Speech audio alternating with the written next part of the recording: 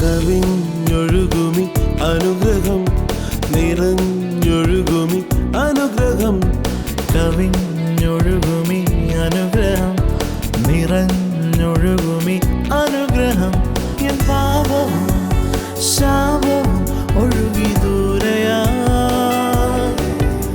ഞാൻ സൗഖ്യമാ നീതിയായ ദൈവ പൈതലാ യേശുവിൻ സ്വന്തമായി തീർന്നു ഞാൻ എന്നെന്നും. കവിഞ്ഞൊഴുകുമി അനുഗ്രഹം നിറഞ്ഞൊഴുകുമി അനുഗ്രഹം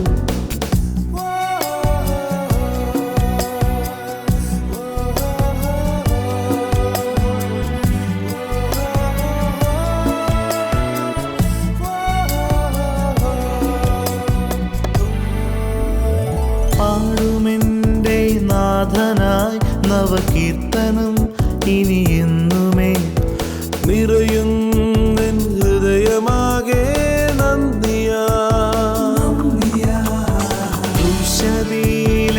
യേശുനാഥൻ ശാപമാകെ ഏറ്റതാ മുള്ളുകൊണ്ടുള്ളോർ മുടിയായി ഏറ്റതാ സമൃദ്ധിയേകിടാൻ ദരിദ്രനായതും. കവിഞ്ഞൊഴുകുന്ന അനുഗ്രഹത്തിലേക്ക് വീണ്ടും നിങ്ങളെ ഓരോരുത്തരെയും സ്വാഗതം ചെയ്യുന്നു. പ്രിയപ്പെട്ടവരെ, നമ്മളുടെ ഈ ശുശ്രൂഷയിലൂടെ അനേകായിരങ്ങളെ ലോകമെങ്ങും കർത്താവ് വിടുവിക്കുന്ന അത്ഭുത വാർത്തകൾ കേൾക്കുമ്പോൾ കർത്താവിനെ സ്തുതിക്കുക. ഈ ദിവസങ്ങളിലെ TV പ്രേക്ഷക മീറ്റിങ്ങുകളിലൊക്കെ കർത്താവ് ചെയ്യുന്ന അത്ഭുതങ്ങൾ വർണ്ണിക്കാൻ മേലാത്ത കാര്യങ്ങളാണ്. എന്നാൽ ചില അത്ഭുതങ്ങൾ നാളുകൾക്ക് ശേഷം പിന്നെ നമ്മൾ കേൾക്കുമ്പോൾ വർഷങ്ങൾക്ക് മുമ്പ് ഉണ്ടായ വിടുതലുകൾ, ആ വിടുതലിൽ രോഗസൗഖ്യത്തിൽ നിലനിൽക്കുന്നത് കാണുമ്പോൾ ഹൃദയം അത്യധികം സന്തോഷിക്കും. ഒരു മീറ്റിങ്ങിൽ പെട്ടെന്ന് സൗഖ്യം കിട്ടി, പെട്ടെന്ന് ആൾക്കാർക്കൊരു സംശയം തോന്നും, ഇത് അന്നേരം തോന്നിയതാണോ? എന്നാൽ നിലനിൽക്കുന്ന ഒരു വിടുതൽ കാണുമ്പോൾ എല്ലാ വായും അടയും, പിന്നെ അതിന് ചോദിക്കാനൊന്നുമില്ല. അങ്ങനെ നിലനിൽക്കുന്ന അതാണ് ഓരോ കർത്താവ് കൊടുക്കുന്ന സൗഖ്യമെല്ലാം നിലനിൽക്കുന്നതാണ്. ഇന്ന് നമ്മൾ കാണാൻ പോകുന്നത് 14 വർഷങ്ങൾക്ക് മുമ്പ്, അതായത് ഹെവൻലി ഫീസ്റ്റിൻ്റെ ഈ ഉണർവ് കോട്ടയത്ത് ആരംഭിച്ച കാലത്ത് നടന്ന ഒരു അത്ഭുത സൗഖ്യം വിടുതൽ. ഇന്ന് ഒരു കുടുംബം നമ്മളോടൊപ്പം ഉണ്ട്. ബ്രദർ സാജുവും സിസ്റ്റർ ലാലിയും. ഈ കുടുംബം അത്ഭുതത്തിൻ്റെ ഒരു കുടുംബമാണ്. 1999 അല്ലേ, 99 നമ്മുടെ മീറ്റിംഗ് ആദ്യകാലത്ത് നടക്കുമ്പോൾ 97 നമ്മുടെ ശുശ്രൂഷ ആരംഭിക്കുന്നത്. 99 അത്ഭുതകരമായ സൗഖ്യം സിസ്റ്റർ ലാലിക്ക് കർത്താവ് കൊടുത്തു. കൂടാതെ സാജു ബ്രദറിനും കുറേയേറെ സൗഖ്യങ്ങളുണ്ട്. സാജു ബ്രദർ കോട്ടയത്ത് സിമെൻസിൽ ഒരു ഉദ്യോഗസ്ഥനാണ്. സിസ്റ്റർ ലാലി നമ്മുടെ കെയർ സെൽ, പ്രയർ സെൽ ഇങ്ങനെയുള്ള കാര്യങ്ങളിലൊക്കെ മിനിസ്ട്രിയിൽ മുമ്പിൽ ലീഡർഷിപ്പിലുള്ള ഒരു സിസ്റ്ററാണ്. ഇവർ രണ്ടുപേരും ഇന്ന് ശുശ്രൂഷയുടെ മുമ്പിലാണ്. ഓക്കെ, ഇവരുടെ സാക്ഷ്യത്തിലേക്ക് നമുക്ക് കടക്കാം. ഇന്ന് കർത്താവിന് വേണ്ടി ഓടുന്ന ഈ കുടുംബത്തിൽ പ്രധാനമായിട്ട് പറയാനുള്ള സിസ്റ്ററുടെ സൗഖ്യം. അതെ അതെ അതെ അത് എന്തായിരുന്നു സിസ്റ്ററുടെ പ്രോബ്ലം? സ്പോണ്ടിലോസിസ് എന്ന രോഗം ബാധിച്ച്. നിങ്ങളുടെ വിവാഹത്തിന് ശേഷം? ഞങ്ങളുടെ വിവാഹം എല്ലാം കഴിഞ്ഞിട്ട് 2 കുഞ്ഞുങ്ങളുണ്ട്. അവരെ മോൾ 1ാം ക്ലാസ്സിലും മോൻ 2 വയസ്സ്. നിൽക്കുന്ന സമയത്ത് സിസ്റ്റർക്ക് എന്താ പ്രോബ്ലമാണ്? എങ്ങനെ? എനിക്ക് ആദ്യം പെടലിക്ക് ഒരു വേദനയായിട്ടാണ് വന്നത്. പക്ഷെ ആ വേദന വലിയ വേദനയായിരുന്നു, ചെറിയ വേദനയല്ല. അപ്പോൾ ആദ്യം ചെറിയ ക്ലിനിക്കിലൊക്കെ കൊണ്ട് കാണിച്ച് അവരന്ന് ഇഞ്ചക്ഷൻ എടുക്കുകയും ലൈറ്റ് അടിക്കുകയൊക്കെ ചെയ്തു. ഇടറിയ വേദന അങ്ങനെയൊക്കെ പോകും. അത് കഴിഞ്ഞ് കുറയാതെ വന്നു കഴിഞ്ഞപ്പോൾ എന്നെ മെഡിക്കൽ കോളേജിലെ ഡോക്ടർ, പരിചയമുള്ളൊരു ഡോക്ടറാണ്, അവിടെ കൊണ്ട് കാണിച്ച് കഴിഞ്ഞപ്പോൾ ഡോക്ടർ മരുന്ന് തന്നിട്ടും എൻ്റെ വേദന കുറയുന്നില്ല. എനിക്ക് വേദനയാണ് തോമസോട്ട്, വേറെ ഏറ്റവും വലിയ വേദന എന്ന് പറഞ്ഞാൽ എനിക്കൊരാളോട് പറയാൻ വയ്യ. ആ വേദനയുടെ വലിപ്പം ഭയങ്കര വേദന, എനിക്ക് സഹിക്കാൻ മേല ആ വേദന. ആ വേദന വരുന്നിട്ട് എൻ്റെ പെടലി ഇങ്ങനെയൊന്ന് തിരിയത്തില്ല. അതാണ് എൻ്റെ ഏറ്റവും വലിയ. ഈ കൈ പൊങ്ങത്തുമില്ല, ഇല്ല ഒരു ശകലം പോലും. വലതേ സൈഡിലേക്ക് എനിക്ക് നോക്കാനേ വയ്യ. ഈ ഇടത്തെ കൈ അങ്ങനെ വേദനയായി. മെഡിക്കൽ കോളേജിലെ ഡോക്ടറെ കാണിച്ചു. ആദ്യം കണ്ടുകൊണ്ടിരുന്ന ഫിസിഷ്യൻ എന്നെ വീണ്ടും ഓർത്തോ ഡോക്ടറെ അടുത്തേക്ക് വിട്ടു. അവിടെ ചെന്ന് ആ ഡോക്ടർ എന്നെ നോക്കി കഴിഞ്ഞിട്ട് എക്സ്റേ എടുക്കാൻ പറഞ്ഞു. എക്സ്റേ എടുത്ത് റിസൾട്ടും കൊണ്ട് ചെന്ന് കഴിഞ്ഞപ്പം എൻ്റെ ഈ കശേരിക്കൾ അടുക്കുക. സാധാരണ എല്ലാവർക്കും അകലുക, എനിക്ക് അടുക്കുക. അതുകൊണ്ടാണ് എനിക്കിതുപോലെ അതിഭയങ്കര വേദന വരുന്നത്. അപ്പോൾ അതിന് ഗുളികയും ഇഞ്ചക്ഷനും എല്ലാം തന്നിട്ട് എത്രയും പെട്ടെന്ന്, അപ്പോൾ എൻ്റെ അവസ്ഥ ഒത്തിരി അങ്ങ് സീരിയസ് ആയിരുന്നു. എത്രയും പെട്ടെന്ന് അവിടെ അഡ്മിറ്റ് ആകണമെന്ന് പറഞ്ഞു, മെഡിക്കൽ കോളേജിൽ അഡ്മിറ്റ് ആകണമെന്ന് പറഞ്ഞു. അതിനാണെങ്കിൽ എനിക്ക് മരുന്ന് കൂടുതൽ കഴിച്ച് ഓവർഡോസ് ആയ ഒരു ആ സമയത്ത് അഡ്മിറ്റ് ആകണമെന്ന് പറഞ്ഞു. ഈ സമയത്ത് ഞാൻ പേവാർഡ് ബുക്ക് ചെയ്തിരുന്നു. പേവാർഡ് ബുക്ക് ചെയ്തിട്ട് ഞങ്ങൾ ഇങ്ങനെ പോന്നു. അടുത്ത ദിവസം അഡ്മിറ്റ് ആകാമെന്ന് പറഞ്ഞ് പോന്നിരിക്കുക. അപ്പോൾ അന്നേരം തന്നെ ഫ്രാക്ഷൻ കിറ്റ്, ഇങ്ങനെ ഇവിടുന്ന് ഒരു കിറ്റുണ്ടോ, അതുമെല്ലാം വെയിറ്റ് ഇടാനുള്ള കിറ്റാണ് അത്, ഇവിടെ ഈ പിള്ളേലൊക്കെ ഇടുന്നത്. അതെല്ലാം റെഡിയാക്കി ഞങ്ങൾ ഇരിക്കുന്നത്. അന്ന് രാത്രിയിൽ ഞാൻ ചെല്ലുന്ന സമയത്ത് വേദന എടുക്കുമെന്ന് പറഞ്ഞു. അപ്പോൾ ഞാൻ ഗുളിക കഴിച്ചു. അപ്പം ഈ പകല് വേദന എടുത്തപ്പോൾ എല്ലാം ഗുളിക കഴിക്കുമായിരുന്നു. ഇത് കഴിഞ്ഞ് വൈകിട്ടായപ്പോൾ ഒരു ഇഞ്ചക്ഷൻ ഉണ്ടായിരുന്നു, പെയിൻ ഉള്ള, അതൊന്ന് എടുത്തു. ഇത് എല്ലാടെ കൂടി ഓവറായിപ്പോയി. ഞാൻ ചെല്ലുമ്പോഴത്തേന് കാണുന്നത് മെത്തയൊക്കെ പിടിച്ച് ഇങ്ങനെ വലിച്ചു പറിക്കുക എന്ന് പറഞ്ഞാൽ വേദന എടുത്ത് ഇങ്ങനെ കിടന്ന് മരണോപ്രാണം കാണിക്കുക. അപ്പം 2 പിഞ്ചു കുഞ്ഞുങ്ങളുണ്ടാകുന്നത്. ആ സമയത്ത് ഈ കുഞ്ഞുങ്ങൾ ഈ ഒരു കൊച്ച് തലക്കെ ഇരിക്കുന്നു, ഒരു കൊച്ചൊന്നും അറിയാതെ ഇങ്ങനെ എന്നാ അതിന് പറയുന്നത്, ഒന്നും അറിയാൻ മേലെ ഇങ്ങനെ ഇരിക്കുക, നിസ്സംഗമായിട്ടിരിക്കുക. അപ്പോൾ ഞാൻ വെച്ചു ഇത് മരിക്കുമായിരിക്കും, എൻ്റെ മനസ്സിൽ അങ്ങനെയാണ് തോന്നുന്നത്, മരിക്കുമായിരിക്കും. അപ്പോൾ ഞങ്ങളുടെ ആൾക്കാരെല്ലാം വരാൻ തുടങ്ങി. എല്ലാവരും വെള്ളം കൊടുക്കണമെന്ന് ചോദിക്കുന്ന ആൾക്കാരെല്ലാം തിരുമുന്നുണ്ട്. പക്ഷേ എൻ്റെ വീട്ടിൽ വെച്ചാൽ ഈ സമയത്ത് പെട്ടെന്ന് ഞാൻ ഫോൺ ചെയ്തു, ലാലിയുടെ ആങ്ങളെ വിളിച്ചു. പെട്ടെന്ന് വണ്ടി കൊണ്ട് പറഞ്ഞ ഒരു വിഷയമാണ്. ഈ പുള്ളി വണ്ടി കൊണ്ട് വരുമ്പോൾ നമ്മുടെ വീട്ടിൽ അതുപോലെ ആളായി. കാരണം ഇത് മരണത്തിൻ്റെ ഒരു അവസ്ഥയെത്തി. ഈ സമയത്ത് ഞങ്ങൾ വണ്ടിയെ കയറി. ഞാൻ ഇന്ന് ഓർക്കുക, ഇല്ലിക്കൽ കവല ഇപ്പുറത്ത് വെച്ച് എന്നോട് പറഞ്ഞു എനിക്ക് ഛർദ്ദിക്കണമെന്ന് പറഞ്ഞു. അപ്പം വേച്ചാനാ ആങ്ങള വേച്ചാൽ ഛർദ്ദിച്ചു, നമ്മുടെ വണ്ടിയല്ലേ ഛർദ്ദിച്ചു. അന്ന് വയറ്റിൽ നിന്ന് പോകണമെന്ന് തോന്നുന്നു. അന്നേരം നീ ചെയ്തു എന്ന് പറഞ്ഞു. ഈ സമയത്ത് ഹോസ്പിറ്റലിലെ ദൈവാധീനം എന്ന് പറഞ്ഞാൽ മതി. ഈ സമയത്ത് ഛർദ്ദിച്ചു. ഞാൻ ഇരിക്കുന്ന വണ്ടിയിലോട്ട് മുഴുവൻ ഞങ്ങളുടെ അക്കരെയുള്ള സ്ത്രീ ഞങ്ങളുടെ കൂട്ട് വന്നിരിക്കുന്നത്, എൻ്റെ ഫാദറും ഉണ്ടെന്ന്. ഛർദ്ദിച്ചു. ഇത് കഴിഞ്ഞപ്പോൾ ഇങ്ങനെ കിടന്നു. അപ്പം ഞാൻ വെച്ചു ഇല്ല, അങ്ങനെ വിചാരിച്ചു. പക്ഷേ ഇല്ലിക്കുന്ന വണ്ടി ഓടി. എനിക്ക് ഇന്നും അറിയത്തില്ല എങ്ങനെ മെഡിക്കൽ കോളേജ് എത്തിയെന്ന് എനിക്കറിയത്തില്ല. മെഡിക്കൽ കോളേജിൽ നിന്ന് കാഷ്വാലിറ്റിയോട്ടൊന്ന് കയറി. ഡോക്ടർ ആദ്യമേ ഞങ്ങൾ ചോദിക്കുന്ന ചോദ്യം, ഈ സ്ത്രീ ഛർദ്ദിക്കുവോ വയറ്റിൽ നിന്ന് പോലും ചെയ്തു. ഞാൻ ഡോക്ടറെ ഛർദ്ദിച്ചു, ഇങ്ങനെ വയറ്റിൽ നിന്ന് പോകുന്നു പറഞ്ഞാൽ അതെനിക്കറിയില്ലെന്ന് പറഞ്ഞു. എന്നാൽ നിങ്ങൾ രക്ഷപ്പെട്ട് കിടത്തിയേക്കാൻ പറഞ്ഞു. പിന്നെ ഡോക്ടർമാരെല്ലാവരും ഓടി വന്നു. അപ്പം എന്താ സംഭവിച്ചെന്ന് ചോദിച്ചപ്പോൾ ഇങ്ങനെ മരുന്നിൻ്റെ എന്താ സംഭവിച്ചെന്ന് പറഞ്ഞു. അങ്ങനെ പിന്നെ ഞങ്ങളെ നേരെ ഞാൻ പറഞ്ഞല്ലോ ബുക്ക് ചെയ്തിട്ടുണ്ടെന്ന് പറഞ്ഞില്ലേ, നേരെ അങ്ങോട്ട് മാറ്റി ഇഞ്ചക്ഷനൊക്കെ തന്നിട്ട്. അന്ന് രാത്രി ശരിക്കും പറഞ്ഞാൽ അന്ന് ഞാൻ മദ്യപിക്കുന്ന സമയം. ഞാൻ ശരിക്കും ഒന്ന് മദ്യപിച്ചിട്ടുണ്ടായിരുന്നു ആ സമയത്തും. ഈ ലാലിൻ്റെ ആങ്ങളെയും ഞാനും കൂടെ ഇങ്ങനെ താങ്ങി പിടിച്ചുകൊണ്ട്, അപ്പോൾ ഒരു സൈഡ് ഇങ്ങനെ തളർന്നു പോവുക. ഈ ഒരു കാലും ഒരു കൈയും വരത്തില്ല ഞങ്ങളുടെ കൂടെ. ഞങ്ങൾ രണ്ടുപേരും വിലയില്ലാതെ കിടക്കുവാണ്. ഞങ്ങൾ ആ മെഡിക്കൽ കോളേജിൻ്റെ ആ സ്റ്റെപ്പ് കയറുമ്പോഴത്തേന് കാലൊക്കെ ഇങ്ങനെ നമ്മളോടെ കൂടി സഹായിക്കണമായിരുന്നു, അതുപോലത്തെ അവസ്ഥ. നേരെ കൊണ്ട് കട്ടിലേ കൊണ്ട് കിടത്തിയപ്പോൾ ഏകദേശം ഒരു 10-11 മണി രാത്രിയാണെന്ന് എനിക്ക് തോന്നുന്നത്. അങ്ങനെ ആ സമയത്ത് ഇങ്ങനെ ഇരിക്കുമ്പം ഒന്നും അറിയാത്ത ലാലിക്കുട്ടി ഇങ്ങനെ കിടക്കുക. അപ്പം ഡോക്ടർ വന്ന് പറഞ്ഞിട്ട് 2 മണിക്കൂർ പറഞ്ഞു. അന്നേരം ശരിക്കും എനിക്ക് ഓർമ്മയില്ല ആ കാര്യമൊന്നും. ഞാനിങ്ങനെ ഇപ്പുറത്ത് ഇരിപ്പുണ്ട്. എൻ്റെ ഒരു കൊച്ചിനെ വീട്ടിൽ ഇട്ടിട്ടാണ് പോകുന്നത്, ഒരു കൊച്ച് കൂടെയുണ്ട്. അപ്പോൾ ഞാനിങ്ങനെ ചിന്തിച്ചിരിക്കും, ഇനി എന്നാ ചെയ്യും, ജീവിച്ചിട്ട് കാര്യമൊന്നുമില്ല, അങ്ങനത്തെ ഒരു ചിന്ത എനിക്ക് വരാൻ തുടങ്ങി. അങ്ങനെ ഇപ്പോൾ അവിടെ ഒരു ട്രാക്റ്റ് അവിടെ കിടപ്പുണ്ടായിരുന്നു. അത് ദൈവവചന ട്രാക്റ്റ്. ഞാൻ ചുമ്മാ പറഞ്ഞെടുത്ത് പിന്നെ വിടുവിക്കുന്ന ദൈവം ഞാൻ അലക്ഷ്യമായിട്ടെടുത്ത് കളഞ്ഞു. എനിക്കന്ന് വലിയ താല്പര്യം തോന്നിയില്ല. അത് ഞാൻ വെറുതെ ഇങ്ങനെ ഇരുന്ന് ഉറക്കം വരാൻ എന്നിട്ട് വീണ്ടും ഉറങ്ങാൻ കിടക്കുന്നു. അത് ഞാൻ എടുത്ത് വായിച്ചപ്പോൾ വിടുവിക്കുന്ന യേശു. ഞാൻ നേരത്തെ അവിടെ ഇരുന്നുകൊണ്ട് പറഞ്ഞു, വിടുവിക്കുന്ന യേശു ഉണ്ടെങ്കിൽ ഇവൾ എഴുന്നേൽക്കുകയാണെങ്കിൽ ഞാൻ സമ്മതിക്കാം, ഇല്ല ഞാൻ വിശ്വസിക്കത്തില്ലെന്ന്. അന്ന് രാത്രി അങ്ങ് കഴിഞ്ഞു. നേരം വെളുത്ത ഡോക്ടർമാർ വന്നിട്ട് പരിശോധനയെല്ലാം കഴിഞ്ഞിട്ട് പറഞ്ഞു, ഇനി ഒരു 6 മാസത്തേക്ക് ഈ കിടപ്പ് കിടക്കണം എന്ന് പറഞ്ഞു. അപ്പോൾ ഇതിനേക്കാൾ മുമ്പ് ഡോക്ടർ പറഞ്ഞത് തനിക്കൊരു ഭാര്യയെ കിട്ടും, കട്ടിലേ കിടക്കുന്ന ഭാര്യയെ കിട്ടത്തുള്ളൂ എന്ന് പറഞ്ഞാൽ ഓപ്പറേഷൻ ചെയ്ത് കഴിഞ്ഞാൽ. അപ്പോൾ അതൊക്കെ നമ്മുടെ മനസ്സിൽ കിടക്കുക. അപ്പം ഞാൻ എന്നും തളർന്ന് കിടക്കുന്നൊരു ഭാര്യ കിട്ടുമെന്ന് പറഞ്ഞു. ഓപ്പറേഷൻ ചെയ്യണമെന്ന് ഡോക്ടർ ചെയ്ത് പറഞ്ഞിരിക്കുക. ആ സമയത്താണ് ഇത് സംഭവിക്കുന്നത്. ആ ഓപ്പറേഷൻ ചെയ്യാനുള്ള ഇതെല്ലാം എടുത്തുകൊണ്ടിരിക്കുന്ന സമയത്ത് അപ്പോൾ ഞാനിങ്ങനെ ചിന്തിച്ചു ഇനി എന്താ ചെയ്യും, ഇനി ജീവിച്ചിടൊന്നും കാര്യമില്ലല്ലോ. അങ്ങനെയൊക്കെ ഇരിക്കുന്ന സമയത്ത് നേരം വഴി ഡോക്ടർ വന്നിട്ട് പറഞ്ഞു എന്തോ ഒരു മാറ്റം കാണുന്നുണ്ടെന്ന്. വയനാട്ടിലായിരിക്കും കർത്താവിനോട് പറഞ്ഞത്. അതിനിടയ്ക്ക് രാത്രി ഞാൻ പറഞ്ഞു കഴിഞ്ഞു ഇത് വിടുതലാണെങ്കിൽ, ഇതിങ്ങനെ വിടുവിക്കുന്ന ഒരു യേശു ഉണ്ടെങ്കിൽ ഞാൻ റെഡിയാണ്. അപ്പം ഞാൻ ശകലം മദ്യപിച്ചിട്ടുണ്ട്. നേരം വെളുത്തപ്പോൾ ഞാൻ നോക്കുമ്പം എന്നോട് പറഞ്ഞ് കഴിക്കാൻ വേണമെന്നൊക്കെ പറയാൻ തുടങ്ങി. അപ്പം ഡോക്ടർ കഴിക്കാൻ എന്ത് കൊടുക്കാമെന്ന് പറഞ്ഞു. അപ്പം പിന്നെ അമ്മയെല്ലാം വന്നു. പിന്നെ ഞാൻ താഴെ പോയി ഭക്ഷണം വാങ്ങിച്ചു, കഴിക്കാൻ തുടങ്ങി. പിന്നെ ആ കടപ്പങ്ങ് കടക്കാൻ തുടങ്ങി. 6 മാസത്തോളം. അപ്പം ആ സമയത്ത് എനിക്ക് എഴുന്നേറ്റിരുന്ന ഒരു സ്പൂണ് കഞ്ഞി ഇങ്ങനെ സ്വന്തമായിട്ട് കുടിക്കാൻ വയ്യായിരുന്നു. ഞാൻ ഈ ഹോസ്പിറ്റലിൽ കിടക്കാം 1.5 മാസം മെഡിക്കൽ കോളേജിൽ ഞാനിങ്ങനെ വെയിറ്റ് ഇട്ട് കിടന്നു. ആ 1.5 മാസവും എനിക്ക് എഴുന്നേറ്റിരുന്ന് ഒരു സ്പൂണ് കഞ്ഞി ഇങ്ങനെ കോരി കുടിക്കാൻ, അതെൻ്റെ അത്രയും പോലും എന്നെക്കൊണ്ട് പറ്റത്തില്ലായിരുന്നു. അങ്ങനെ ഞാൻ അവിടെ കിടന്നു. വേദന, എനിക്ക് ഏറ്റവും വിഷമം വേദനയാണ്.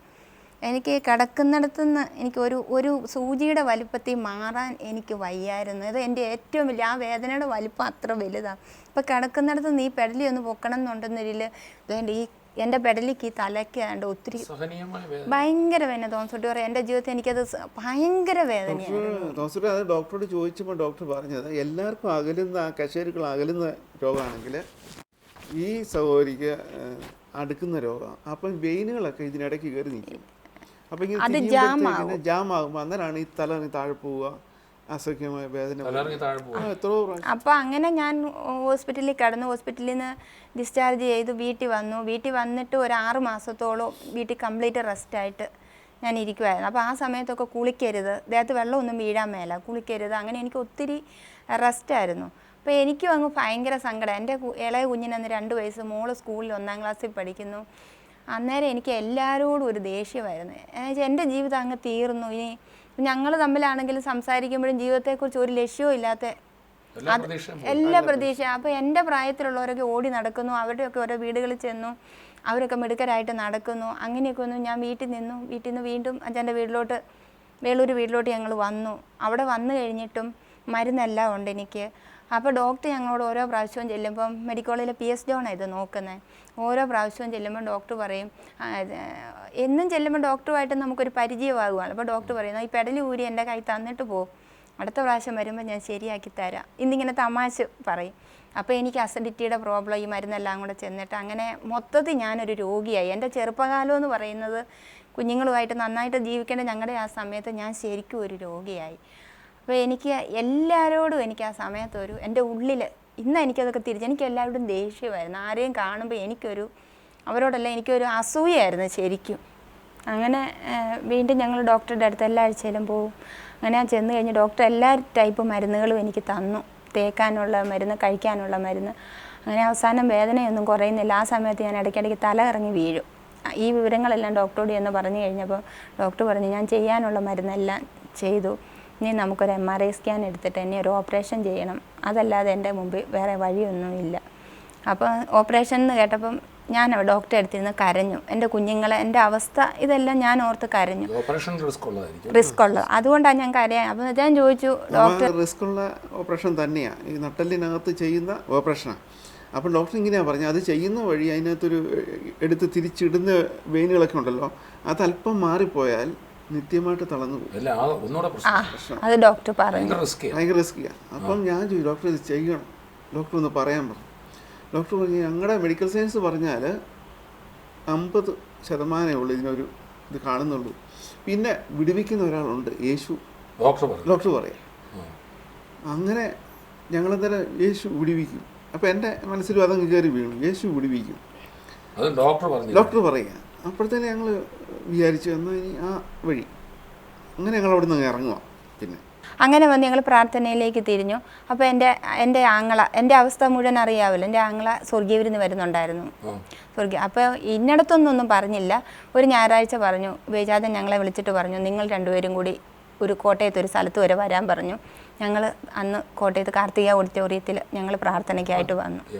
ഞങ്ങൾ അവിടെ വന്ന് ഞാൻ തോമസൂട്ടി വേറാണ് അവിടെ ശുശ്രൂഷിക്കുന്നത്. അപ്പോൾ അവിടെ വന്നപ്പോഴത്തേന് തോമസൂട്ടി വേർ അന്ന് ഞാൻ ആദ്യമായിട്ട് അങ്ങനെ ഒരു പ്രാർത്ഥനയിലേക്ക് എനിക്ക് അങ്ങനെ ഒരു പ്രാർത്ഥനയെ പറ്റി അറിയത്തില്ല. അവിടെ വന്നപ്പോൾ എല്ലാവരും കൈയടിക്കുക ആരാധിക്കുകയൊക്കെ ചെയ്തപ്പം എൻ്റെ കൈയടിക്കാനും മേല, എനിക്ക് പെടലി തിരിക്കാനും മേല, അങ്ങനെ ഒരു അവസ്ഥയിലാണ് ഞാൻ വരുന്നത്. അപ്പോൾ ഞാൻ അവിടെ വന്ന് നിന്നു. തോമസൂട്ടുകാർ അന്ന് അവിടെ പറഞ്ഞ വചനം, അവൻ്റെ അടിപ്പിണരുകളാൽ നിനക്ക് സൗഖ്യം വന്നിരിക്കുക. എൻ്റെ ജീവിതത്തിൽ ഞാൻ ആദ്യമായിട്ടാണ് വചനം കേൾക്കുന്നത്. ഞാനൊരു ക്രിസ്ത്യാനിയാ. എൻ്റെ ജീവിതത്തിൽ ആദ്യം ഇപ്പോഴും ഞാനത് അന്ന് കേട്ടതാണ് ഇന്നും. അപ്പം ഞാൻ അടിപ്പിണരുകളാൽ സൗഖ്യം എനിക്കും ഉണ്ടല്ലോ. അങ്ങനെ ഞാൻ അന്ന് ഞാനതങ്ങ് മനസ്സിലെടുത്തു. ലാലി സിസ്റ്റർ ഇത് പറയുമ്പോൾ എനിക്ക് ഉറപ്പുണ്ട്, ആരുടെയൊക്കെയോ ജീവിതത്തിലേക്ക് അടിപ്പിണരുകളാലുള്ള സൗഖ്യം 2000 വർഷം മുമ്പ് കർത്താവ് അടിയേറ്റത് എൻ്റെയും നിങ്ങളുടെ സൗഖ്യത്തിന്. അത് ശാരീരിക രോഗസൗഖ്യം മാത്രമല്ല, മനസ്സിൻ്റെ മുറിവുകൾ, ബന്ധങ്ങളുടെ മുറിവുകളൊക്കെ സൗഖ്യമായിക്കൊണ്ടിരിക്കുക ഇത് പറഞ്ഞുകൊണ്ടിരിക്കുമ്പോൾ. എന്നിട്ട് പിന്നെ എങ്ങനെയോ ഞങ്ങൾ എല്ലാ ആഴ്ചയിലും വരും. ആ സമയത്ത് അവിടെ ഒരു ഉപവാസ പ്രാർത്ഥന ഉണ്ടെന്ന് പറയുന്നത്. അപ്പോൾ ആ ഉപവാസ പ്രാർത്ഥനയിൽ ഞാൻ വരാൻ തുടങ്ങി. എന്നും എന്നെ കൊണ്ട് വിടും. ഞാൻ ഈ സുവർണ ഓഡിറ്റോറിയത്തിൽ വെച്ചാവും ഉപവാസ പ്രാർത്ഥന.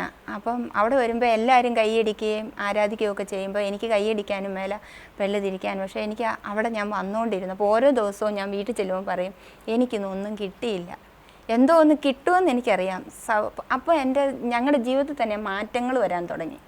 ആ വചനമൊക്കെ കേട്ടപ്പം സൗഖ്യത്തെക്കാൾ ഉപരി ഈ സത്യം ഒന്ന് അറിയണമെന്ന് ഉള്ളി ഭയങ്കര ആഗ്രഹം. ഞങ്ങൾ രണ്ടുപേരും ഇരുന്ന് പ്രാർത്ഥിക്കാൻ തുടങ്ങി. അതുവരെ ജീവിതത്തിനകത്ത് ഒരു പ്രതീക്ഷയില്ലാത്ത ഞങ്ങൾ പ്രാർത്ഥിക്കാൻ തുടങ്ങി. ഒരു ദിവസം രാത്രി ഞങ്ങൾ പ്രാർത്ഥിച്ചു. ഒരു 12 മണിയൊക്കെ ആയി. ഞങ്ങൾ രണ്ടുപേരും അന്ന് കൈ കോർത്ത് പിടിച്ച് പ്രാർത്ഥിക്കുന്നൊന്നും അറിയത്തില്ലെങ്കിലും ഞങ്ങൾ രണ്ടുകൂടെ കൈ കോർത്ത് പിടിച്ച് പ്രാർത്ഥിച്ചു. കർത്താവേ, ഇത് സത്യമാണെങ്കിൽ, അന്ന് പ്രാർത്ഥിച്ച പ്രാർത്ഥന ഇങ്ങനെയാണ്, ഈ തങ്കുപേറും തോമസൂട്ടുപേറും ഒക്കെ പറയുന്നത് ആ സത്യമെങ്കിൽ കർത്താവ് ഞങ്ങളോട് സംസാരിക്കണം. അപ്പോൾ എന്നിട്ട് ഞങ്ങൾ പ്രാർത്ഥിച്ചു. അന്നൊക്കെ വചനം എടുക്കുമ്പം പേടിയാണ്. വചനം എടുക്കുമ്പോൾ ഈ പഴയ നിയമം മാത്രമേ അറിയത്തുള്ളൂ. കർത്താവെ, ഞങ്ങൾക്ക് മനസ്സിലാകുന്നൊരു വചനം തരണമെന്ന് ഞങ്ങൾ രണ്ടുപേരോടെ പ്രാർത്ഥിച്ചു. അന്ന് കർത്താവ് തന്ന വചനം യെശയ്യാ പ്രവാചകൻ്റെ പുസ്തകം 43-ാം അധ്യായം. ഇപ്പോഴും യാക്കോബെ, നിന്നെ സൃഷ്ടിച്ചവനും ഇസ്രായേലിനെ നിന്നെ നിർമ്മിച്ചവനുമായ യഹോവ ഇപ്രകാരം അരുളി ചെയ്യുന്നു. ആ വചനം ഞങ്ങൾ വായിച്ചു. അത് മുഴുവൻ ഞങ്ങൾ വായിച്ച അധ്യായം. ഇപ്പോൾ ശരിക്കും ഒരാളിരുന്ന് ഞങ്ങൾക്ക് പറഞ്ഞു തന്നു. ഞാനല്ലാതെ ഞങ്ങൾക്ക് മനസ്സിലായത് അന്ന് ആ വാക്യം വായിച്ചിട്ട്, ജീവിതത്തിൽ എന്തെല്ലാം പ്രശ്നം വന്നാലും ഞാൻ നിന്നെ വിടിവിക്കാനുണ്ട്, നിനക്കൊരാളുണ്ടെന്ന് ഞങ്ങൾക്ക് ഉറപ്പായി. അതുവരെ ഞങ്ങൾക്ക് ആരും ഇല്ല, എല്ലാവരും ഉണ്ടെങ്കിലും ആരുമില്ല, പറ്റുന്നില്ലാത്ത അവസ്ഥ. അങ്ങനെ ഞങ്ങൾ സുവർണയിൽ ആ ഉപവാസ പ്രാർത്ഥനയ്ക്ക് വന്നുകൊണ്ടിരുന്നു. ആ ഒരു ദിവസം ഉപവാസ പ്രാർത്ഥനയിൽ, ഒരു ആരാധനയിൽ ഞാൻ കർത്താവിനോട് പ്രാർത്ഥിച്ചുകൊണ്ടിരുന്നു. കർത്താവെ, നിന്നെ ആ മഹത്വം, ആ കർത്താവിനെ എനിക്ക് എന്താ പ്രാർത്ഥിക്കേണ്ടതെന്ന് പറഞ്ഞില്ല, എനിക്ക് എൻ്റെ കർത്താവിനെ ഒന്ന് തിരിച്ചറിയണം. അന്ന് എൻ്റെ ജീവിതത്തിൽ ഞാൻ അന്ന് വരെ അനുഭവിക്കാതൊരു പ്രത്യേകത എനിക്ക് വന്നു. ആരാധന മധ്യയിലിരിക്കുമ്പം വലിയൊരു പ്രകാശം. അത് തീയാണോ വെട്ടമാണോ എന്ന് എനിക്ക് പറയാൻ പറ്റത്തില്ല. അത് വന്ന് എന്നെ അങ്ങ് മൂടിക്കഴിഞ്ഞപ്പോഴത്തേക്കിന് ഞാനങ്ങ് ഫ്രീ ആയി. ഞാനങ്ങ് ഫ്രീ ആയിട്ട് ഇങ്ങനെ എൻ്റെ തിരിയല്ലാത്ത പെടലിയൊക്കെ ഇങ്ങനെ കൈയടിച്ച് എൻ്റെ യേശുവിനെ ആരാധിക്കാൻ തുടങ്ങി. ഇല്ല, എൻ്റെ കൈ ഞാൻ അതുവരെ അടിക്കത്തില്ലായിരുന്നു, കൈ കൊട്ടത്തില്ലായിരുന്നു. ഞാനിങ്ങനെ ആ പ്രകാശം എൻ്റെ മേൽ വന്നപ്പം മൊത്തം ഞാൻ ഫ്രീ ആയതായിട്ട് എനിക്കറിയാം. ആ വെട്ടം വന്ന് തല തൊട്ട് മൊത്തം എന്നെ മൂടിയ ഒരു വെട്ടമായിരുന്നു. ഏത് മനുഷ്യനെയും പ്രകാശിപ്പിക്കുന്ന സത്യ വെളിച്ചമാണ് കർത്താവായ യേശു. നീതി സൂര്യൻ രോഗോപശാന്തിയോടുകൂടി ഉദിക്കുമെന്ന വചനം. യേശു ക്രിസ്തുവിൻ്റെ ആകുന്ന സൂര്യൻ്റെ പ്രകാശം, ആ സുവിശേഷത്തിൻ്റെ പ്രകാശം, അതിനകത്ത് രോഗസൗഖ്യമുണ്ട്. ആ പ്രകാശമാണ് ഈ മകളുടെ മേൽ വന്നിറങ്ങിയത്. ഇത് പറഞ്ഞുകൊണ്ടിരിക്കുമ്പോൾ നിങ്ങളുടെ ശരീരത്തിൽ, മനസ്സിൽ, കുടുംബത്തിൽ ആ നീതി സൂര്യൻ്റെ പ്രകാശം, രോഗസൗഖ്യത്തിൻ്റെ പ്രകാശം വന്നുകൊണ്ടായിരിക്കുന്നു. വലിയൊരു അനുഭവമായിരുന്നു അല്ലേ? അപ്പോൾ അത് കഴിഞ്ഞതോടെ ശരീരം മുഴുവൻ ഫ്രീ ആയി. ആ മീറ്റിങ്ങിൽ വെച്ച് തന്നെ, അന്ന് തന്നെ. ആ സമയത്ത് ഞാൻ ജോലി ചെയ്തുകൊണ്ടിരിക്കുക. അപ്പോൾ എൻ്റെ മനസ്സിൽ പറഞ്ഞ് പെട്ടെന്ന് ജോലി മതിയാക്കി. അതേ സമയം അപ്പം ഞാൻ വരുമ്പോൾ 3:15 എന്ന് ഞാൻ ഓർക്കുന്നു. 3:15 ഞാനവിടെ വരുമ്പോഴത്തേന് ഭയങ്കര ആരാധന നടക്കുക. എന്തോ അന്ന് ജോലി നിർത്തിയിട്ട് പോകാൻ തോന്നി. അന്ന് എന്നോട് പറഞ്ഞ് അങ്ങോട്ട് ചെല്ല്. അപ്പോൾ ഒരു ഉച്ചയായപ്പോൾ ഞാൻ ഇറങ്ങിപ്പോയി. ഞാനിവിടെ ചെല്ലുമ്പോൾ ഒരു 3:15 ആകുമ്പോൾ ഈ മീറ്റിംഗ് അങ്ങ് നിർത്തുന്ന സമയമാണ്. അപ്പം ഞാനിങ്ങനെ നോക്കുമ്പോൾ ഇവളെ കാണുന്നില്ല. ഞാനിങ്ങനെ നോക്കി കഴിഞ്ഞപ്പോഴത്തേനും എല്ലാവരും തുള്ളുന്നേക്കാൾ സ്പീഡിൽ തുള്ളുന്നു, ഫ്രണ്ടിൽ കുത്തി കിടന്ന് മറിയും. അപ്പോൾ ഞാൻ വെച്ചിട്ട് എങ്ങനെ വീട്ടിൽ പോകും? ഇങ്ങോട്ട് ബൈക്കെല്ലാം ഇനി ഓട്ടോറിക്ഷ എല്ലാം പിടിക്കേണ്ടി വരും. എനിക്ക് അത്ര വലിയ വിശ്വാസം വന്നുമില്ല, സൗഖ്യം ഉണ്ടെന്ന് എനിക്ക് അറിയത്തില്ല. ഇനി ഓട്ടോറിക്ഷ പിടിക്കേണ്ടി വരുമെന്ന് ഞാൻ വളരെ ഇതായിട്ട് ആ ഫ്രണ്ടിൽ കിടന്ന് കസേരയോട്ട് തലയൊക്കെ ചായച്ച് അങ്ങ് കിടന്നു. കാരണം എൻ്റെ മനസ്സങ്ങ് പോയി. ഈ അവസ്ഥ ഞാൻ കണ്ടിട്ടില്ല, ഇങ്ങനെ ചാടുന്ന അവസ്ഥ ഞാൻ കണ്ടിട്ടില്ലല്ലോ, വീണ് കിടക്കുന്നില്ല ഞാൻ കണ്ടിട്ടുള്ള സമയത്ത്. ഇതെല്ലാം കഴിഞ്ഞ് 3:15 എന്നെ ഒന്ന് വിളിച്ചിട്ട് പറഞ്ഞു, എനിക്കിതേ കണ്ടോ എൻ്റെ കൈയെല്ലാം പൊക്കാം, തിരിയാം, മറിയാം, എനിക്കൊരു കുഴപ്പമില്ലെന്ന് പറഞ്ഞു. അങ്ങനെ ഞങ്ങൾ സന്തോഷിച്ചു. ഞങ്ങൾ അങ്ങ് സന്തോഷിച്ച് വീട്ടിലേക്ക് പോയി. വീട്ടിലേക്ക് പോയി. ആരോടൊന്നും പറഞ്ഞൊന്നുമില്ല. അന്ന് നമ്മൾ ഇതുപോലെ സാക്ഷി എടുക്കുന്ന സമയമൊന്നും അല്ല. ആദ്യകാലം ഇല്ല. ഞങ്ങൾ ഇതും കഴിഞ്ഞ അറിയത്തില്ല, ഒന്നും അറിയത്തില്ല.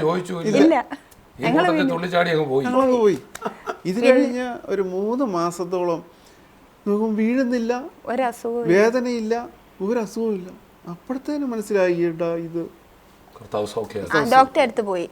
ഡോക്ടറെ അടുത്ത് പോയി. ആദ്യം കാണിക്കുന്ന ഫിസിഷ്യൻ്റെ അടുത്ത്, മെഡിക്കൽ കോളേജിലെ. അന്നൊന്നും പെള്ളി ഇത്രയും ഞാൻ തിരിക്കത്തുള്ളൂ. അപ്പോൾ എന്നെ കളിയാക്കും, ഇത് 30 ഡിഗ്രി ഒക്കെ ഉള്ളൂ. അപ്പോൾ ഡോക്ടർ തന്നെ. പക്ഷെ അന്ന് ചെന്നപ്പോൾ അതിൻ്റെ തന്നെ പെടലിയൊക്കെ തിരിയുന്നുണ്ടല്ലോ എന്ന് ഡോക്ടർ ചോദിച്ചു. പിന്നെ എനിക്ക് ഇന്ന് വരെ ഈ ഒരു അസുഖം, ഒരു വേദന 99 ഒക്ടോബർ വർഷമായി ഇതിന്റെ യാതൊരു ഒന്നും എൻ്റെ വീട്ടിലെ മുഴുവൻ ജോലിയും ചെയ്ത് എല്ലാവരെക്കാളും നല്ല ആരോഗ്യത്തോടെ ഞാൻ എനിക്ക് ഒരു വിഷമവും ഇതിന്റെ പേര് വന്നിട്ടില്ല. ഒരു മരുന്നും ഞാൻ കഴിച്ചിട്ടില്ല. ശരിക്കും ബസ് യാത്ര ചെയ്യത്തില്ലായിരുന്നു. ഇപ്പം ബസ് അല്ല, ട്രെയിൻ അല്ല, ആഴ്ചയിൽ എത്ര ദിവസം നിരന്തരം. അതെന്റെ വീട്ടിലെ മുഴുവൻ ജോലിയും ഞാൻ ചെയ്തിട്ട് എനിക്കിത് വലിയ മാറ്റമായിപ്പോയി. ഈ സമയത്ത് ഞാനും സന്തോഷിച്ച രക്ഷപ്പെട്ടു. ഇങ്ങനൊരു യേശു ഉണ്ട്, ഈ യേശുവിനെ എനിക്ക് വേണം. അങ്ങനെ ഞങ്ങൾ യേശുവിനെ അങ്ങ് സ്വീകരിക്കാൻ തുടങ്ങി. ആയിരിക്കുന്ന സമയത്ത് ഞങ്ങൾ വീട്ടോട്ട് പോകുന്ന വഴിക്ക് എൻ്റെ കണ്ണിൻ്റെ കാഴ്ച ഇങ്ങനെ മങ്ങാൻ തുടങ്ങി. അപ്പം ഞാൻ ചോദിച്ചു, എന്നാ ഇങ്ങനെ ഒരു അവസ്ഥ ചോദിക്കുമ്പോൾ, ഇല്ല സന്ധ്യ ആയിട്ടില്ല, ഉച്ചയാണെന്നു. അപ്പോൾ എനിക്ക് ഡബിൾ വിഷൻ ഉണ്ടായിട്ട് ഞാൻ കണ്ണാടി വെച്ചുകൊണ്ടിരുന്നതാണ് ഒരു കാലത്ത്. അത് പിന്നെ അങ്ങ് കൂടി ശരിക്കും. അങ്ങനെ ഞങ്ങൾ ഡബിൾ വിഷൻ നേരത്തെ കുറച്ചുണ്ടായിരുന്നു. 6 മാസമായിട്ട് കണ്ണാടി ഉപയോഗിക്കുന്നുണ്ടായിരുന്നു. രണ്ടായിട്ട് കാണാം. അപ്പോൾ എനിക്ക് രാത്രി ബൈക്ക് ഓടിക്കാൻ പാടാം. ഒരു ബൈക്ക് എതിരെ വന്ന കാറ് വരും ഓർക്കും, 2 ലൈറ്റ് വരും. അത് ഏത് ലൈറ്റിൽ കൂടെ പോകണം നമുക്കറിയത്തില്ലല്ലോ. അങ്ങനത്തെ ഒരു അവസ്ഥ എനിക്ക് വന്നിട്ടുണ്ട് പലപ്പോഴും. അങ്ങനെ ഞങ്ങൾ ഹോസ്പിറ്റലിൽ ചെന്നപ്പോഴത്തേന് അവർ ഒരുപാട് ടെസ്റ്റുകളൊക്കെ കണ്ട് നടത്തിയിട്ട് പറഞ്ഞു, ഇത് ട്യൂമറാണ്, എത്രയും വേഗത്തിൽ ഇത് കണ്ട് ഓപ്പറേഷൻ സ്കാൻ ചെയ്യണം. അന്നിവിടെ സ്കാൻ ഇതുപോലെ പ്രചാരത്തിൽ വന്നിട്ടില്ല, ചെത്തിപ്പുഴ മാത്രമേ ഉള്ളൂ. അങ്ങനെ ഞങ്ങൾ ചെത്തിപ്പുഴയിലോട്ട് പറഞ്ഞു വിട്ടു. ലെറ്ററൊക്കെ തന്നു. ഞങ്ങൾ ഇത് വീഴുന്നോട്ടെ, ഞങ്ങൾ പിന്നെ വരാമെന്ന്. അത് പറ്റത്തില്ലെന്നോ, ഇല്ല ഞങ്ങൾ ഇരുന്നോട്ടെന്ന് പറഞ്ഞു. അന്ന് നമ്മുടെ നാട്ടകത്ത് ഉപവാസ പ്രാർത്ഥന 3 ദിവസത്തെ. അപ്പോൾ ഞങ്ങൾ ഉപവാസ പ്രാർത്ഥന കഴിഞ്ഞിട്ടേ സ്കാൻ ചെയ്യാൻ പറ്റത്തുള്ളൂ എന്ന് പറഞ്ഞ് ഞങ്ങളിങ്ങ് പോരുവാണ്. ആ ദിവസം പോകുന്നതിൻ്റെ അന്ന് അനിസൗകര്യം ഉണ്ടായിരുന്നു നമ്മുടെ തങ്കുവിൻ്റെ വൈഫ്. ഞങ്ങൾ പോയി പറഞ്ഞു, ഇങ്ങനൊരു അവസ്ഥയുണ്ടെന്ന്. കർത്താവല്ലേ വിടുവിക്കുമെന്ന്, ഒന്നും പേടിക്കണം, ധൈര്യമായിട്ട് പോയി ചെയ്തിട്ട് വന്നു. അപ്പോൾ ജയിക്ക് ബ്രദർ ഇറങ്ങി വന്നു. ജയിക്ക് ബ്രദർ പ്രാർത്ഥിച്ചിട്ട് പറഞ്ഞു, ധൈര്യമായിട്ട് പോകും. ഞങ്ങൾ നേരെ ചെത്തിയപ്പോഴേ പോയി. ശരിക്കും പറഞ്ഞാൽ വഴി പോകുകയും സൗഖ്യമായെന്ന് പറഞ്ഞ പോലെയാണ്. ഞങ്ങൾ അവിടെ ചെന്ന് ബസ്സിലാണ് പോയത്. ബൈക്കൊന്നും ഓടിക്കുന്നതാണ് പറഞ്ഞിരിക്കുന്നത്. ബൈക്കിൽ നല്ല ബസ്സായി പോയിട്ട്. പക്ഷേ എനിക്ക് ആ വഴി പോയി സൗഖ്യമായെന്ന് പറഞ്ഞ പോലെ എൻ്റെ ആ അവസ്ഥ മാറിപ്പോയി. ഇന്ന് വരെ ഇത്രയും വർഷങ്ങളായിട്ട് കണ്ണ് തെളിഞ്ഞു, ഡബിൾ വിഷനും ഇല്ല. പിന്നെ അവിടെ പോയി സ്കാൻ ചെയ്തു. സ്കാൻ ചെയ്ത് നോക്കുമ്പോൾ നോർമൽ. അവിടുത്തെ ഡോക്ടർ ഇങ്ങനെ ഒരു വട്ടൊക്കെ ഇട്ടാ വിട്ടത്, ഇന്ന സ്ഥലത്ത് സംഗതി ഉണ്ടെന്ന് പറഞ്ഞ് വിട്ടാ. ഇതുവരെ ഒരു കുഴപ്പം. കണ്ണാടി വെച്ചോണ്ടിരുന്ന അതും മാറി. വലിയൊരു മാറ്റം ജീവിതത്തിലുണ്ടായി. അങ്ങനെ എല്ലാ രീതിയിലും ഈ കുടുംബം ഒരു സ്വർഗമായി തീർന്നു. ആരോഗ്യത്തിലും അഭിഷേകത്തിലും അനുഗ്രഹത്തിലും നിറയുമ്പോൾ പ്രിയപ്പെട്ടവർ, ഇതാ കർത്താവായ യേശുക്രിസ്തു ചെയ്യുന്നത്. പുറമേ ശരീരത്തിൽ സൗഖ്യം, ആത്മാവിൽ സൗഖ്യം, കുടുംബത്തിൽ സമാധാനം. ഈ ഭൂമിയിൽ നമ്മുടെ വീട് ഒരു സ്വർഗമാകുന്നു. മാത്രമല്ല, കർത്താവായ യേശുവിൽ വിശ്വസിച്ചവർക്ക് ഒരു വലിയ ഉറപ്പോടുണ്ട്, ഇന്ന് മരിച്ചാൽ എൻ്റെ ജീവിതം കർത്താവിനോട് നിത്യത. ഈ 2 ഉറപ്പുകളും ഉള്ളൊരു ജീവിതം, ഇത്ര ഒരു ഫ്രീഡം ഉള്ളൊരു ജീവിതം. ഇത് ക്രൈസ്തവ മതത്തിൻ്റെ അംഗമായ ഘട്ടത്തില്ല, ക്രിസ്തു നമ്മുടെ ജീവിതത്തിൽ വരുമ്പോഴാണ്. ഇന്ന് ഞങ്ങളെ കേൾക്കുന്നവരോട് ഞങ്ങൾക്ക് ഒന്നിച്ച് പറയാനുള്ളത്, ഈ യേശുവിനായി ഒന്ന് ഹൃദയം വിട്ടുകൊടുത്തേ, ഭവനം ഒന്ന് വിട്ടുകൊടുത്തേ. എത്ര രോഗമാണോ, പ്രയാസമാണോ, കർത്താവ് അതെല്ലാം വിടുവിക്കും. ഈ സഹോദരിയെ തളർച്ചയിൽ നിന്ന് എഴുന്നേൽപ്പിച്ചവൻ, ബ്രദറിൻ്റെ കണ്ണിന് കാഴ്ച കൊടുത്തവൻ നിങ്ങളുടെ അടുക്കലേക്ക്, എൻ്റെ അടുക്കലേക്ക് വരിക. നമുക്കൊരു നിമിഷം പ്രാർത്ഥിക്കാം. പിതാവേ, ഞങ്ങൾ ഒന്നിച്ചു ചേർന്ന് പ്രാർത്ഥിക്കുന്നു. പ്രിയ കർത്താവേ, ഈ മകളെ തളർച്ചയിൽ നിന്ന് ഡോക്ടർമാർ കൈവിട്ടെടുത്ത് അവിടുന്ന് എഴുന്നേൽപ്പിച്ച് ജീവനോടെ നിർത്തിയിരിക്കുമ്പോൾ, ഈ നിന്റെ മകനെ മദ്യപാനത്തിൽ നിന്ന് വിടുവിച്ച് കണ്ണിൻ്റെ കാഴ്ച മടക്കി കൊടുത്ത് ഇന്ന് നിർത്തിയിരിക്കുമ്പോൾ യേശു ജീവിക്കുന്നു. കർത്താവിൻ്റെ അടുക്കൽ വന്ന ആരെയും കർത്താവ് തള്ളിക്കളഞ്ഞില്ലല്ലോ. ഇത് കേട്ടുകൊണ്ടിരിക്കുന്ന ഓരോരുത്തരെയും കർത്താവ് അറിയുന്നു. ഹൃദയം തകർന്നവർ ഞങ്ങളെ കേൾക്കുന്നു. ഈ മകളെ പോലെ ശരീരത്ത് തളർച്ച ബാധിച്ചവർ, രോഗബന്ധനങ്ങളാൽ കഷ്ടപ്പെടുന്നവർ, വ്രണങ്ങൾ ബാധിച്ചവർ, പൈശാചി ബന്ധനങ്ങളാൽ തകർക്കപ്പെട്ടവർ ഞങ്ങളെ കേൾക്കുമ്പോൾ ഞങ്ങൾ ഒന്നുചേർന്ന് യേശു ക്രിസ്തുവിൻ്റെ നാമത്തിൽ അവർക്ക് വേണ്ടി പ്രാർത്ഥിക്കുന്നു. രോഗബന്ധനങ്ങളെ യേശുവിൻ്റെ നാമത്തിൽ ശാസിക്കുക. കർത്താവെ, അവിടുന്ന് പറഞ്ഞല്ലോ, എൻ്റെ നാമത്തിൽ നിങ്ങൾ രോഗികളെ സൗഖ്യമാക്കുന്നു. അങ്ങയുടെ നാമം ഞങ്ങൾ പറയുകയാണ്. ഇത് കണ്ടുകൊണ്ടിരിക്കുന്ന ഓരോ കുടുംബത്തിലും വ്യക്തികളിലും വിടുതലാകട്ടെ, അനുഗ്രഹിക്കപ്പെടട്ടെ. കർത്താവെ, അവിടുത്തെ കരം തൊട്ട് വിടുവിച്ചതിനായി സ്തോത്രം. പ്രാർത്ഥന കേട്ടതിനായി നന്ദി. യേശുവിൻ നാമത്തിൽ തന്നെ നിങ്ങളിത് കേട്ട് പ്രാർത്ഥിച്ചുകൊണ്ടിരിക്കുമ്പോൾ തന്നെ സൗഖ്യങ്ങൾ നടന്നിട്ടുണ്ട്. സിസ്റ്റർ ലാലിയെ പോലെ സ്പോണ്ടിലോസിസ് പോലെ ശരീരത്തിൻ്റെ അസ്ഥി സംബന്ധമായ രോഗങ്ങൾ സൗഖ്യമാകുന്നത് കർത്താവ് വെളിപ്പെടുത്തി. കൂടാതെ വ്രണങ്ങൾ ശരീരത്തിൽ ബാധിച്ച് ആരെയൊക്കെയോ കർത്താവ് തൊട്ട് സൗഖ്യമാക്കുന്നു. ആന്തരിക കുടുംബ പ്രശ്നങ്ങളൊക്കെ കർത്താവ് വിടുവിക്കുന്നു. യേശുവിലുള്ള വിശ്വാസത്തിൽ പുതുബലത്തോടെ ജീവിക്കാൻ നിങ്ങളുടെ കുടുംബം ഒരു സ്വർഗമാകാൻ കർത്താവ് വിളിക്കുന്നു. കർത്താവ് നമ്മെ അനുഗ്രഹിക്കട്ടെ. അടുത്ത എപ്പിസോഡിൽ വീണ്ടും കാണാം. അതുവരെയും കർത്താവ് തന്റെ കൃപയിൽ നമ്മെ സൂക്ഷിക്കട്ടെ. I bless you in Jesus name. ആമേൻ. TV പ്രേക്ഷക സംഗമവും വിടുതൽ ശുശ്രൂഷയും കോഴിക്കോട് സെപ്റ്റംബർ 16 ബുധൻ. ശുശ്രൂഷ രാവിലെ 10-ന് നളന്ദ ഓഡിറ്റോറിയം. TV പ്രേക്ഷക സംഗമവും വിടുതൽ ശുശ്രൂഷയും മൈസൂരിൽ സെപ്റ്റംബർ 17 വ്യാഴം. Jagan Mohan palace, city bus സ്റ്റാൻഡിന് സമീപം. ശുശ്രൂഷ രാവിലെ 10-നും വൈകിട്ട് 6-നും. TV പ്രേക്ഷക സംഗമവും വിടുതൽ ശുശ്രൂഷയും എടക്കരയിൽ സെപ്റ്റംബർ 18 വെള്ളി. Prestige palace. ശുശ്രൂഷ വൈകിട്ട് 5:30-ന്. TV പ്രേക്ഷക സംഗമവും വിടുതൽ ശുശ്രൂഷയും മഞ്ചേരിയിൽ സെപ്റ്റംബർ 19 ശനി. Jayashree auditorium, Calicut road. हमको सिखाए प्रेम की परिभाषा को, ओ मसीह तूने हमको सिखाए प्रेम की परिभाषा को.